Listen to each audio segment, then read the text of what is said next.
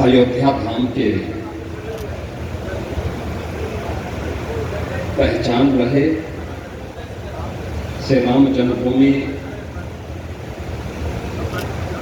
न्यास के पूर्व अध्यक्ष दिगंबर अखाड़ा अयोध्या के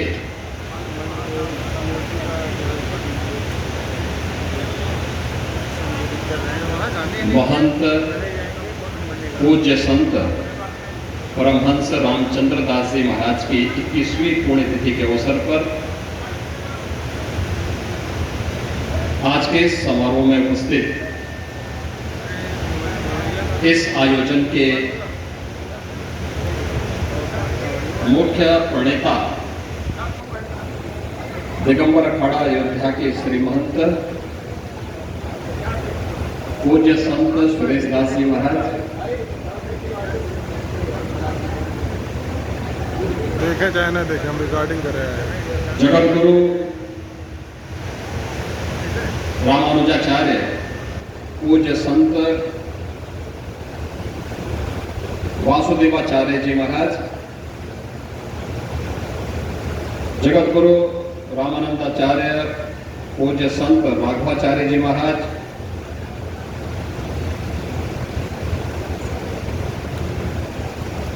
निर्वाणी अखाड़ा के श्री महंत पूज्य संत धर्मदास जी महाराज, वृंदावन धाम से पधारे पूज्य संत विजय कौशल जी महाराज, मंच पर उपस्थित अयोध्या धाम और देश के अलग अलग पवित्र धार्मिक पीठों से विराजमान सभी पूज्य संतजन,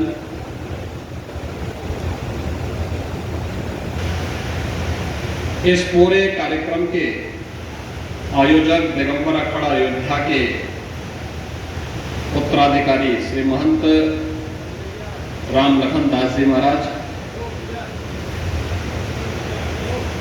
उत्तर प्रदेश सरकार के वरिष्ठ मंत्री और अयोध्या के प्रभारी मंत्री श्री सूर्य प्रताप शाही जी, यहाँ के महापौर महंत गिरीशपति त्रिपाठी जी, हमारे माननीय विधायकगण श्री वेद प्रकाश गुप्ता जी, रामचंद्र यादव जी, अमित सिंह चौहान जी,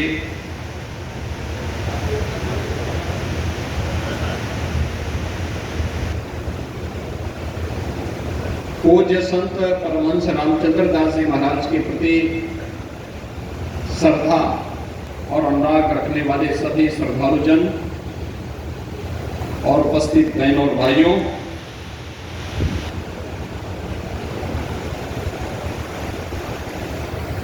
आज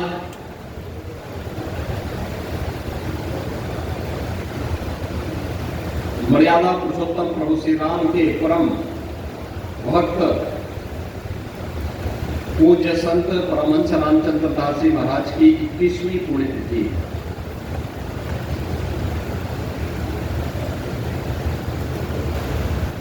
राम जन्मभूमि के लिए जिनका पूरा जीवन समर्पित रहा हो, जिन्होंने अपने जीवन का एक मिशन इस आंदोलन को बनाया हो, ऐसे पूज्य संत की भव्य और दिव्य प्रतिमा के अनावरण का भी मुझे अवसर प्राप्त हुआ और सचमुच मूर्ति की जो परिकल्पना थी उसी के अनुरूप परमहंस जी मूर्ति को देखकर के ऐसे लग रहा था जैसे वे अभी कुछ बोलने वाले हैं। ये मेरा सौभाग्य है कि 21 वर्ष के बाद ही सही दिगंबर अखाड़ा में पूज्य परमहंस रामचंद्र दास जी महाराज की इस भव्य और दिव्य प्रतिमा को स्थापना का सौभाग्य मुझे प्राप्त हुआ है। क्योंकि जब परमहंस रामचंद्र दास जी महाराज की बात आती है तो गोरखपीठ, गोरखपुर और दिगंबर अखाड़ा अयोध्या वे एक दूसरे के पूरक बनकर के कार्य करते थे। आज से नहीं, 1940 के दशक से जब पूज्य परमहंस रामचंद्र दास जी महाराज का जब वे अपने बचपन में यहां आए थे, अयोध्या धाम में आए थे, तब से उनका लगाव गोरखपीठ के साथ था। तत्कालीन गोरक्षपीठाधीश्वर पूज्य महंत दिग्विजयनाथ जी महाराज के सानिध्य में रहकर के राम जन्मभूमि आंदोलन आगे बढ़ना है, इसके लिए बनने वाली रणनीति का हिस्सा बनकर के 1949 में रामलला के प्रकटीकरण के साथ ही तत्कालीन सरकार की उस दुर्विसंधि को, जिसके तहत वह रामलला की प्रतिमा को हटाने के कुत्सित प्रयास कर रही थी, उसके खिलाफ न्यायालय में जाने का कार्य रहा हो या उसके उपरांत न्यायालय से लेकर के सड़क तक इस लड़ाई को प्रभावी तरीके से आगे बढ़ाने का कार्य रहा हो, गोरक्षपीठ और पूज्य परमहंस रामचंद्र दास जी महाराज मिलकर के पूज्य संतों के सानिध्य में इस आंदोलन को आगे बढ़ाते रहे। और आज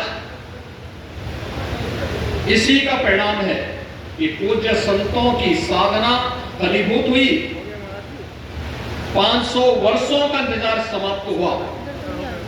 अयोध्या में रामलला विराजमान हुए और विराजमान होने के साथ ही देश और दुनिया में अयोध्या धाम एक बार फिर से त्रेता युग का स्मरण कराता हुआ दिखाई दे रहा है। अयोध्या के संतों का गौरव बढ़ा, अयोध्या को एक नई पहचान मिली। प्रधानमंत्री मोदी जी के प्रयास, सरकार बनने के बाद जो प्रारंभ हुए, भारत की न्यायपालिका की ताकत का एहसास दुनिया ने किया कि जिस राम जन्मभूमि के बारे में लोग कहते थे कि अगर फैसला राम मंदिर के पक्ष में हुआ तो सड़कों पर खून की नदियां बहेंगी, आपने देखा होगा पूज्य संतों ने भरपूर प्रयास किया कि हम बातचीत से समस्या का समाधान निकालेंगे। लेकिन जब बातचीत के समाधान के रास्ते समाप्त हो गए और सरकार की भटधर्मिता आड़े आने लग गई, तो उस समय पूज्य संतों ने लोकतांत्रिक तरीके से संघर्ष का रास्ता चुना। संघर्ष का रास्ता चुनने के उपरांत आप सबने इस बात को देखा होगा, आंदोलन बड़े मजबूती के साथ पूरे देश के अंदर आंदोलन आगे बढ़ा और आंदोलन के आगे बढ़ने की स्थिति थी। ये न्यायालय में फिर मामला जाता है और अंततः प्रधानमंत्री मोदी जी के आगमन के बाद भारतीय जनता पार्टी की डबल इंजन सरकार बनने के उपरांत इस समस्या के समाधान का मार्ग निकले। हमने देखा होगा जब 5 अगस्त 2020 को मोदी जी ने 500 वर्षों का इंतजार समाप्त करते हुए अयोध्या में माननीय उच्चतम न्यायालय के आदेश के क्रम में भव्य राम मंदिर के निर्माण कार्य का शिलान्यास और भूमि पूजन का कार्यक्रम आगे बढ़ाया था। और 22 जनवरी 2024 जब 500 वर्षों का इंतजार समाप्त करते हुए प्रभु रामलला फिर से अयोध्या धाम में विराजमान हुए। ये तिथियां देश और दुनिया की न केवल सनातन धर्मावलंबी के लिए अस्मरणीय बन गई, बल्कि दुनिया के अंदर जहां कहीं भी आस्था को विध्वंस करने का प्रयास हुआ, आस्था के साथ खिलवाड़ हुआ, उन सभी लोगों के लिए एक नई प्रेरणा भी बनी।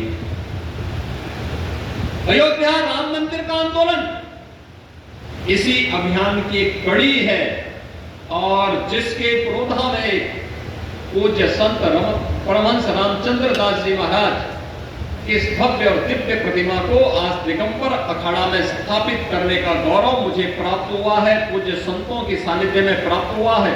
मैं सबसे पहले इसके लिए इस दिगंबर अखाड़ा के श्री महंत सुरेश दास जी महाराज को, श्री महंत उत्तराधिकारी महंत श्री रामलखन दास जी महाराज को हृदय से मैं इनका अभिनंदन करता हूं और पूज्य संत परमहंस रामचंद्र दास जी महाराज के श्री चरणों में नमन करते हुए अपनी विनम्र श्रद्धांजलि भी अर्पित करता हूं। बहनों और भाइयों, मैं देख रहा था यहां पर जैसे ही मैं समाधि स्थली पर पुष्पांजलि करने के लिए गया तो समाधि स्थली में जाने के पहले ही इंद्र भगवान भी प्रसन्न होकर के अपनी बारिश से ऐसे लगता था जैसे वे भी प्रसन्न होकर के पुष्प वर्षा कर रहे हैं। संतों की पहचान यही है। उन्होंने एहसास करा दिया। आज परमहंस जी को लग रहा होगा, देखो मेरा संकल्प पूरा हुआ, अयोध्या में रामलला विराजमान हुए। उन पूज्य संतों को की आत्मा को कितनी असीम शांति प्राप्त हुई जब 22 जनवरी 2024 को अयोध्या में रामलला फिर से विराजमान हुई। 500 वर्षों का मिजाज समाप्त हुआ। अयोध्या धाम में फिर से हमारे रामलला विराजमान हुए। उन पूज्य संतों की आत्मा को असीम शांति प्राप्त हुई होगी। उन्हें भी अपनी वर्तमान पीढ़ी पर विश्वास हुआ होगा कि हमारी वर्तमान पीढ़ी सही दिशा में कार्य कर रही है।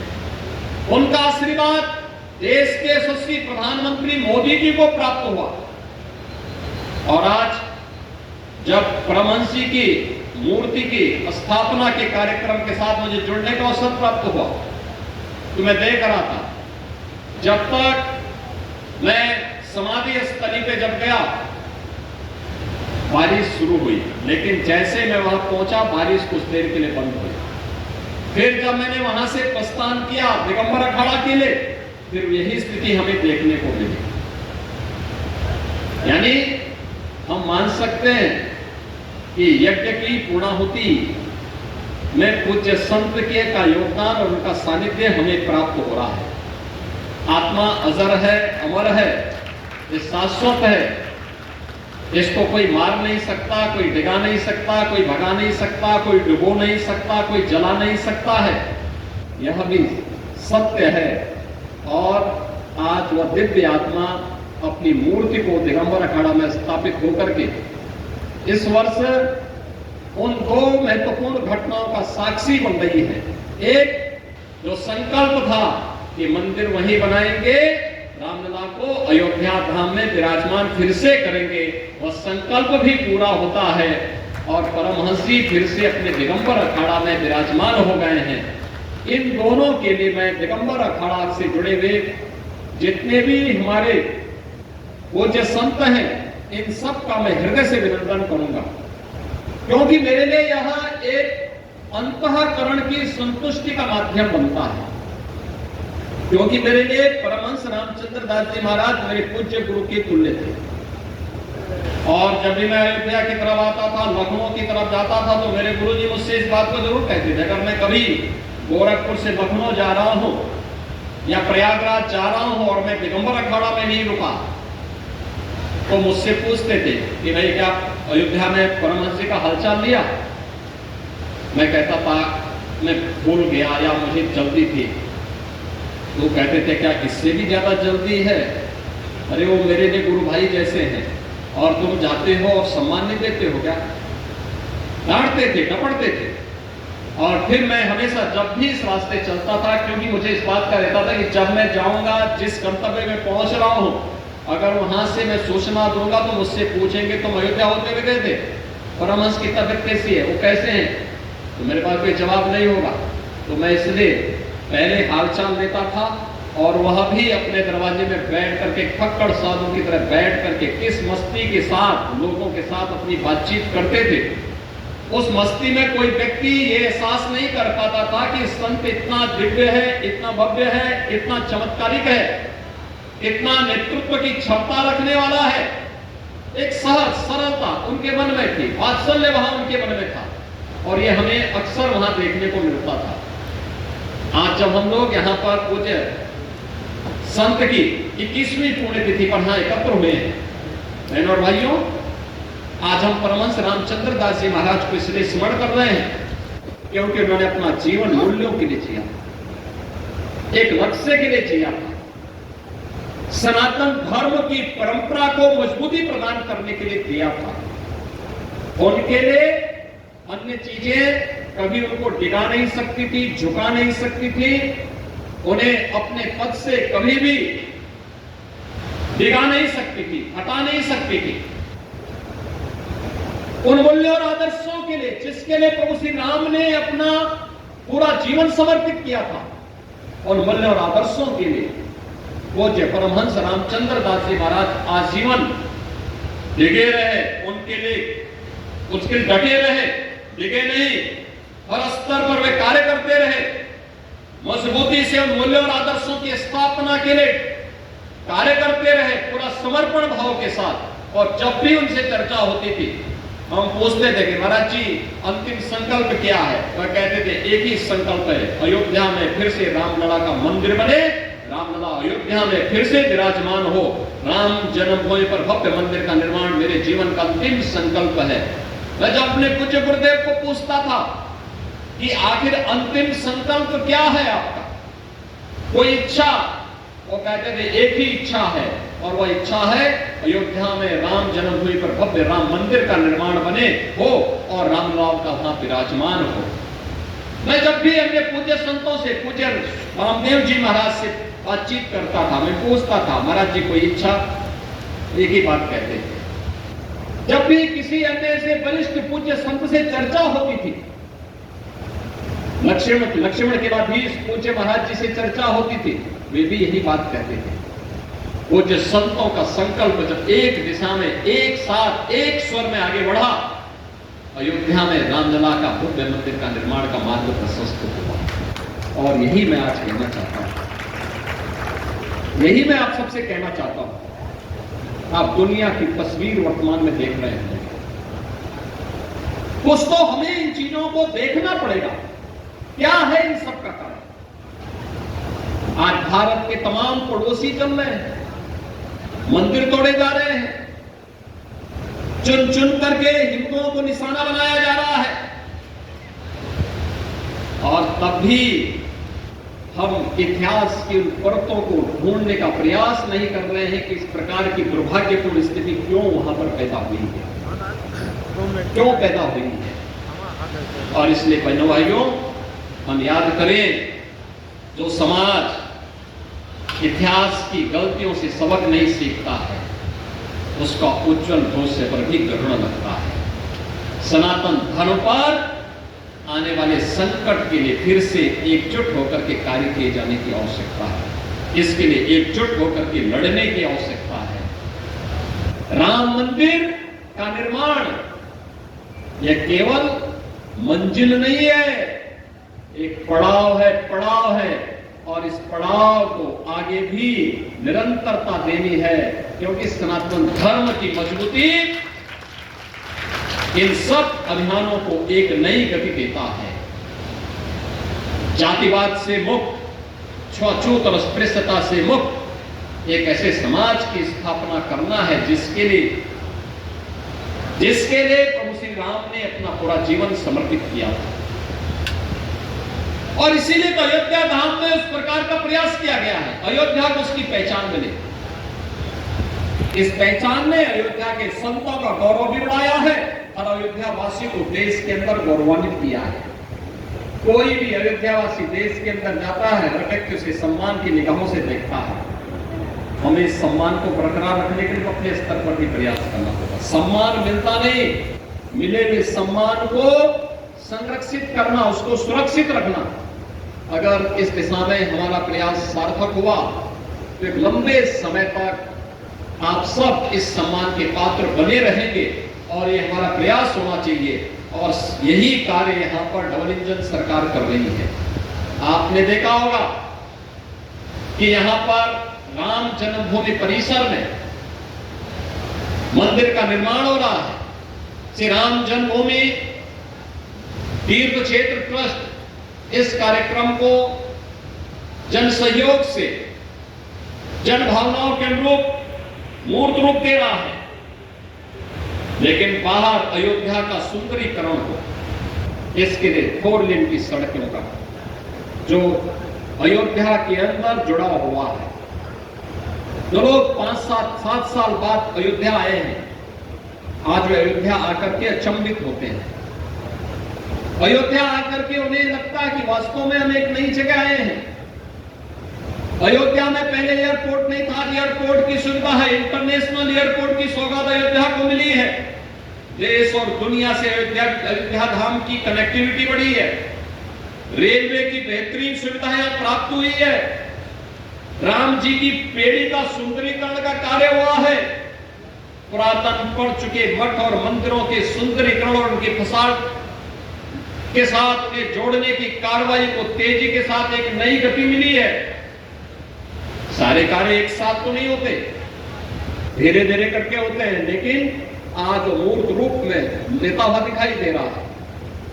यह जो नई पहचान बनी है अयोध्या की, जनता अपेक्षा रखती है इस धाम को त्रेता युग के धाम के रूप में स्थापित करने के संकल्पों के साथ अयोध्या वासियों को भी जुड़ना पड़ेगा।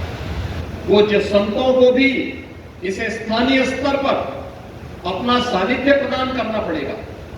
एकजुट होकर के इस अभियान को सफलता की नई ऊंचाइयों तक प्रदान करना, सम्मान देना, उस सम्मान को बरकरार रखने के लिए कार्य करना पड़ेगा और निष्ठ प्रयास करना पड़ेगा। आज उसी की परिणति है। एक एक करके अयोध्या के नाम पर सारे कार्य, सारे संकल्प पूरे होते हुए दिखाई दे रहे हैं। अयोध्या धाम आज एक सही दिशा में, सकारात्मक दिशा में आगे बढ़ा है और उस कर्म को हम निरंतरता प्रदान कर सके, इस दृष्टि से मैं आपके बीच में बार बार आता हूं। और इसीलिए हम लोगों ने कहा था यहाँ पे आकर के जो यात्रियों के लिए रेल बसेरा बनेंगे, और राम के वनवास के समय का सबसे पहले साथी कोई बने थे, निषाद राज बने थे। तो निषाद राज के नाम पर अयोध्या के रेल बसेरा बसेंगे, यात्री विश्रामालय बनेंगे। आज वो काम यहाँ पे हो रहा है। प्रभु राम की गाथा को सबसे पहले लिपिबद्ध करने का काम किया था त्रिकालदर्शी ऋषि महर्षि वाल्मीकि ने। तो अयोध्या का एयरपोर्ट, इंटरनेशनल एयरपोर्ट, दुनिया के अंदर महर्षि वाल्मीकि के नाम पर पहला एयरपोर्ट कहीं बना है, प्रभु राम की जन्मभूमि अयोध्या धाम में बना है। हम लोगों को इसको भी थोड़ा ऊंचा करना चाहिए। यहां पर यात्रियों के लिए जो भंडारा लगे, उस भंडारे में बनने वाला सुस्वादु व्यंजन थे, उस रसोई का नाम था माता सबरी रसोई। माता सबरी ने प्रभु राम को बेर खिलाए थे, चुन चुन करके बेर खिलाए थे। वो बिल्ली थी, लेकिन प्रभु ने भेदभाव नहीं किया, सबको जोड़ा था। बहनों और भाइयों, आज हमें भी तो प्रभु राम के अगर हम भक्त हैं, उन मूल्यों के लिए, उन आदर्शों के लिए, उन मार्गों का अनुसरण करते हुए हमें भी इस पद का अनुसरण करना होगा। अन्यथा हम बोले कुछ और करें कुछ, कभी हमें उसका पुण्य नहीं प्राप्त हो सकता।